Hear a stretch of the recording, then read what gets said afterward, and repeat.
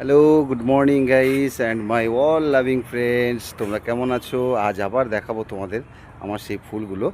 দেখো, দেখতেই পাচ্ছ কত সুন্দর এখানে লক্ষ্মী জবা ফুটেছে। এটা একটা এমনি নর্মাল জবা, আর এই দুটো আজকে ফুটনি, এই দুটো কালকে হবে। এখানে ফুটেছে আমার লাল জবা। দেখো দেখো, লাল জবা গাছটা খুব দারুণ হয়েছে। এবার তোমাদের সঙ্গে পরিচয় সেই সাদা ফুলগুলো। দেখো, গাছগুলো এইভাবে আছে সুন্দরভাবে। সবাই ভালো থেকো, সুস্থ থেকো। সবাই ভালো থাকুক, সুস্থ থাকুক, এটাই সব সময় চাইবো।